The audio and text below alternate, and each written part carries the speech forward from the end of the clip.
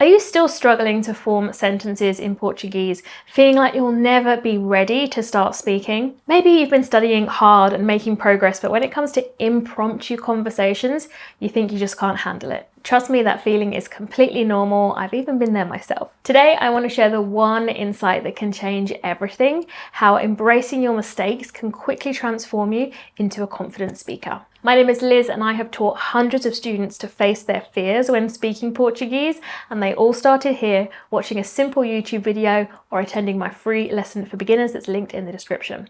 And they've gone on to live full and fulfilling lives here in Portugal thanks to their newfound conversation skills. I would say the life that we have now, these last 5 years, is just completely different. And, you know, there are some days that the only English we hear is Rich and I speaking to each other. So the inspiration for today's video was a conversation I recently had with my student Rick. In our weekly pronunciation session, I was so impressed with his submission.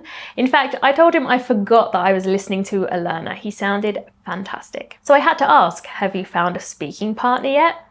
I was not surprised at all when he said, no, I'm kind of afraid to. I want to get a little bit better before I do that. So despite him sounding like an advanced learner, he was really still kind of nowhere because he was afraid to speak to real people. And that's the point of learning a language, right? And Rick isn't alone. I see this pattern with so many of my students. They think that they have to master every verb conjugation, memorize thousands of words and all the grammar rules before they can have their first conversation.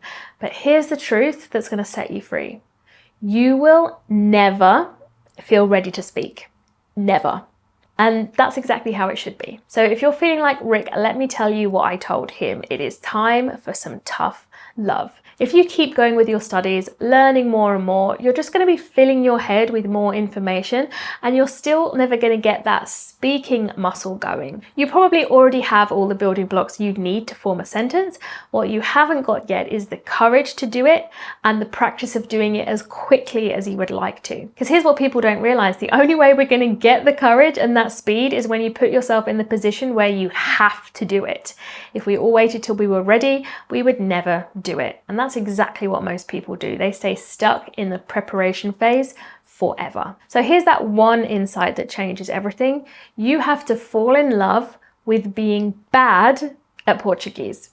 And I know that sounds crazy, but hear me out. When I was a student in Portugal, I lived with 6 Portuguese girls and I would dread having to open my mouth.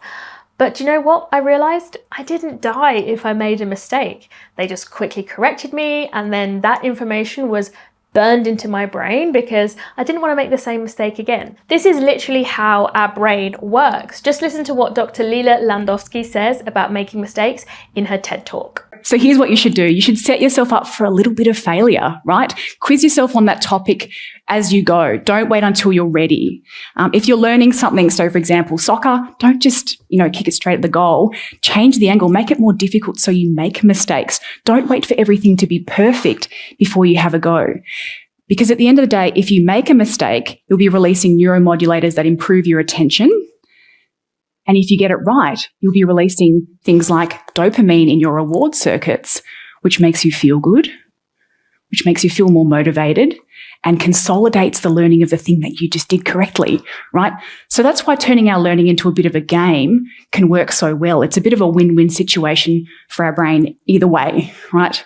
So when you make a mistake, don't view that anxiety as a bad thing. Lean into that feeling and keep going because it's really your brain's way of helping you be your best. It's helping you be better than the person that you were yesterday. So making mistakes is actually really helpful because you'll have this memory, this recall of when you got it wrong and how to do it right next time. Or you'll have that amazing dopamine hit of it going well, because that's also a possibility, right? But none of this can happen unless you force yourself into those scary speaking situations. It's like going to the gym and working out different muscles. You need to do it constantly in order to see the progress. Your speaking muscles need exercise, and the only way to exercise them is to use them. So how do you actually overcome this fear and go for it with speaking practice? Let me give you a quick checklist of what you actually need before you start speaking speaking because it's way less than you think. Number one is excellent pronunciation. This is absolutely key to being understood, because if people can't understand what you're saying, it doesn't matter how many words you know, you actually need to know how to say them correctly and naturally. My free pronunciation guide with native speaker audio is a great way to start if you are still struggling to make the most common sounds in Portuguese. Just comment pronunciation down below and we will send it to you. Number two is basic grammar building blocks. The things like gender, article, adjectives, possessives. These are the foundations that help you build sentences. You don't need to know every grammar rule, just these essential building blocks. And number three is understanding of the present tense. That's it, just the present tense. You don't need the past, future, conditional, definitely not the subjunctive. The present tense will get you through a huge percentage of daily conversations. So that's it. 3 things, not 20, not 1,000 vocabulary words, just these 3 fundamentals. Now, here are the practical steps to actually start speaking, which I've gone through in more detail in videos like this, but here's a recap. Step 1, find your native speaking partner. There are tons of ways to do this. My students have found success in places like Reddit, Facebook groups, Conversation Exchange, or even going old school and putting a note in the window of your local cafe.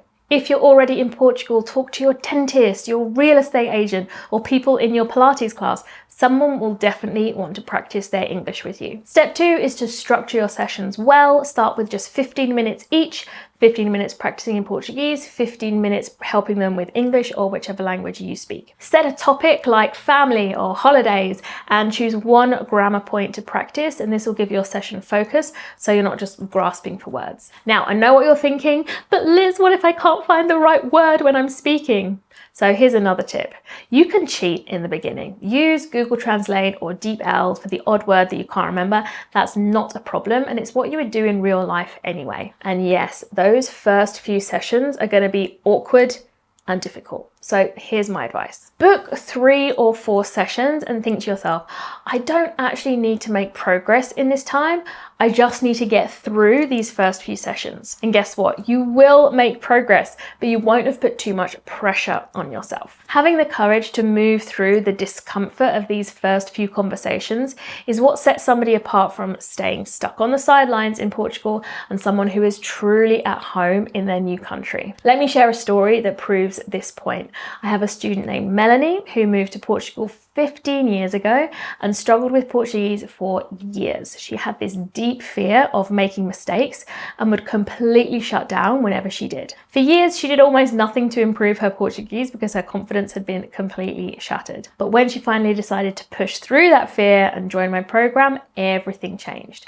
Now she uses Portuguese every day at the local cafe, the Pilates classes where no one speaks English, chatting with her neighbors by name. She's made genuine friendships across generations and told me this. Well, you know, you've got to embrace it, and you've got to go out and embrace people. You can't just wait for them to knock on the door, because honestly, they won't. So, you know, at every opportunity, it's a case of going in, and even if you're struggling, you know, you'll still get there. And people are so appreciative, really, if you just say a few words. The response we get, instead of saying, you know, fala inglês, and just say, estou a aprender a língua português, the response is immediately a smile, and then they'll sort of get through with you. So yeah, it's been fantastic. So if Melanie can transform her relationship with Portuguese after 15 years of struggle, so can you. So here's my challenge to you. Stop waiting to feel ready. If you've got the basics down, pronunciation, basic grammar, and some present tense verbs, it's time to take that leap. Because here's the beautiful truth. The moment you start speaking, even badly, that's the moment you become a Portuguese speaker. Not when you're perfect, not when you feel ready, but right now in all that messy, mistake-making glory. If you need help building those fundamentals so you can start speaking with confidence, I've got a free 60-minute lesson that covers exactly what you need. It's linked in the description below, and I promise it's the best hour you will spend learning Portuguese. Now go out there and be beautifully, bravely bad at Portuguese. Your future self will thank you for it. I'll be back next week with more tips and tutorials to improve your confidence and conversation skills in Portuguese, so make sure you're subscribed so you don't miss a thing. Ciao for now.